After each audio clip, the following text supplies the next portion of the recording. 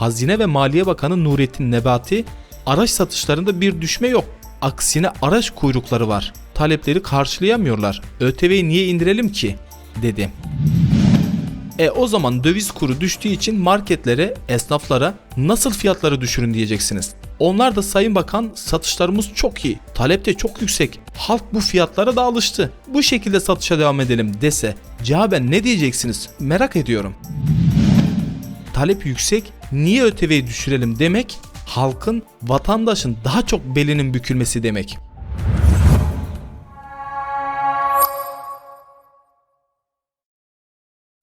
Herkese selamlar. 2022 yılının ilk videosuyla karşınızdayım. Öncelikle 2022 yılının hepimize sağlık, sonra huzur ve mutluluk getirmesini temenni ediyorum. Döviz kurunun düştüğü, insanların alım gücünün fırladığı, zamlarında olmadığı, ihtiyaçlarımızı kendimizin üreteceği yerli ve milli olacak ürünlerin üretim temellerinin atıldığı ve üretici bir toplum olmayı Allah'tan istiyorum. Moralleri bozmak istemem ama yeni yıla müthiş zamlar ile uyandık. Artık sadece döviz kuru freni patlamış kamyon gibi gelmiyor. Zamlar da bu kamyon gibi geliyor. Nasıl ki freni patlamış kamyon önüne ne gelirse biçip götürüyorsa bu zamlar da hiçbir şey olduğu gibi bırakmaz. Bizi mutsuz bir toplum yapacak, kavgaların, sıkıntıların artacağı bir dönem yaşamamıza sebep olacaktır. Yeni yıla bu zamlar ile girdik, herhalde tüm yıl boyunca bu zamlar devam edecek. Otomobil boyutuna geçmek istiyorum ama hepimizin bu kanayan ve kanayacak olan yarasını söylemeden de geçemeyeceğim. Toplumun sorunlarını sen söylemezsen, ben söylemezsem sıkıntılar nasıl düzelecek? Çözümün içinde yer almak için dillendirmemiz gerekiyor mutlaka.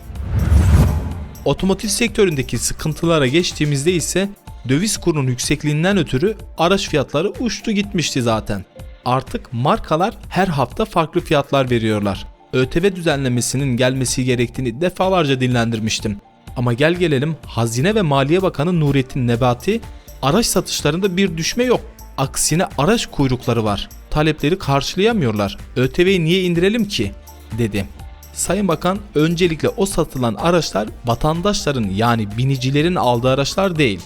Galericiler, filolar, hatta bayiler satış yapıp faturalandırdıktan sonra ikinci el reyonlarında satıyorlar. Çünkü sıfır fiyatını istedikleri gibi yazamıyorlar. Ama ikinci el tarafında fiyat sınırlandırması yok, kontrolü de yok.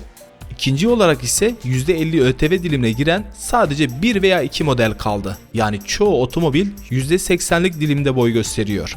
Madem satışların düşmediğini sebep göstererek ÖTV düzenlenmesini ya da ÖTV indirimi getirmeyi düşünmüyorsunuz, öyleyse otomotiv sektöründeki %50'lik ve %45'lik vergi dilimlerini kaldırın. Hepsi tek tip vergiyle satılsın.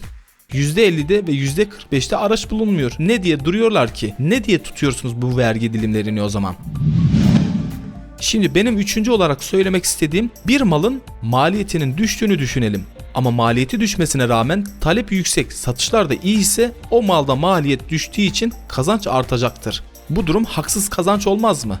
O zaman döviz kuru düştüğü için marketlere, esnaflara nasıl fiyatları düşürün diyeceksiniz. Onlar da Sayın Bakan satışlarımız çok iyi, talep de çok yüksek, hatta ihtiyaçlarımızı karşılayamıyoruz. Halk bu fiyatlara da alıştı, bu şekilde satışa devam edelim dese cevaben ne diyeceksiniz merak ediyorum. Ama Sayın Bakan, burada bu yüksek fiyatlar halka zulüm oluyor, bunu görmüyor musunuz? Kusura bakmayın, bu açıklamaya çok içerlendim, dillendirmek istedim. Talep yüksek, niye ÖTV'yi düşürelim demek, halkın, vatandaşın daha çok belinin bükülmesi demek. Şimdi Ocak ayında güncel satış listesine bakacağımız otomobil Toyota markasının Corolla aracı. Ülkemizde kompakt sedanları arasında önemli bir paya sahip olan Toyota Corolla'nın 2022 Ocak ayı fiyat listesi belli oldu. Öncelikle giriş seviyesine bakacağımız 1.5 litre 3 silindirli Dynamic Force motoru 125 beygir güç, 153 Nm tork değerleri sunuyor. Benzinli ve 6 ileri manuel şanzımanı ile yakıt tüketimine baktığımızda fabrika verilerine göre şehir içi 7.2 litre iken şehir dışında ise 4.6 litre yakıt kullanım değerleri sunuyor. 2021 yılının başında Corolla'nın ülkemizde tutulmasını sağlayan etkenlerden biri olan motordan vazgeçen Toyota, emisyon değerlerini yakalayabilmek için daha çevreci olarak ürettiği yeni Dynamic Force motoru eskisine göre daha hafif bir motor. Corolla'nın ülkemizde tutulmasını sağlayan motorun en büyük artısı LPG uyumlu olmasıydı. Daha önce de söylemiştim bu durumu. Tabii ki de bizim için yakıt tasarrufu çok önemli. 1280 kilogram ağırlığıyla sıfırdan 100 km/saat hıza 12.1 saniyede ulaşabiliyor. Gel gelelim can alıcı noktaya, yani fiyatına. 1.5 litre 125 beygir güç sunan motoru kaputunun altında bulunduran Corolla Vision donanımın Ocak ayı liste satış fiyatı 404.000 TL oldu. Aralık ayındaki fiyat listesi 350.000 TL idi. 2021 Ocak ayındaki liste satış fiyatı ise 203.000 TL idi. 2021 Ocak ayından 2022 Ocak ayına kadar geçen sürede, yani tam olarak bir sene sonraki fiyatı 201.000 TL zamlanmış oldu. Diğer markalar fiyatlarını güncellemediler ama nedense içimde bir his var. Bu bir yılda olan 203.000 TL'lik artış çok iyi bir değer olduğunu göreceğiz. Diğer markaların daha fazla bindireceğini düşünüyorum. Aynı motor ve donanımın otomatik şanzımanlı olan Corolla'nın fiyatına baktığımızda ise liste satış fiyatı 421.750 TL oldu. Aralık ayındaki fiyatı 365.500 TL idi. 56.000 TL artmış oldu. Bu aracımızın 2021 Ocak ayındaki liste satış fiyatı 212.000 TL idi. Bir yıllık süreçte aracın fiyatı 209.000 TL artmış oldu. Devam ettiğimizde bir üst donanım olan Dream donanıma baktığımızda 1.5 litrelik 125 beygir güç sunan motor ve 6 ileri manuel şanzımanlı Dream donanım Corolla'nın 2022 Ocak ayı güncel fiyat listesi 438.000 TL oldu. 2021 Ocak ayındaki fiyat listesine baktığımda Ocak ayında 220.000 TL'den satılmış. 2021 Ocak ayından 2022 Ocak ayına kadar geçen bindirim sürecinin sonunda 218.000 TL zam görmüş oldu. Gerçi indirim yapılmadı, indirimcik yapıldı. O da geçici bir süre demiyorum, anlık. O an yakaladın. Yakalamadın ise trene arkadan el sallarız.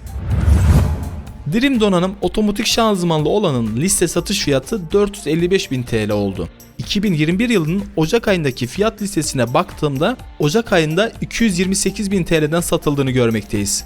2021 Ocak ayından 2022 Ocak ayına kadar geçen süreçte 227.000 TL zam görmüş oldu.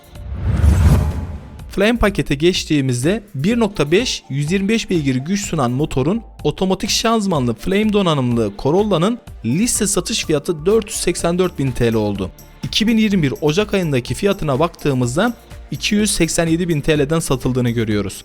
2021 Ocak ayından şu an içinde bulunduğumuz 2022 Ocak ayına kadar geçen süreçte 197.000 TL artmış oldu.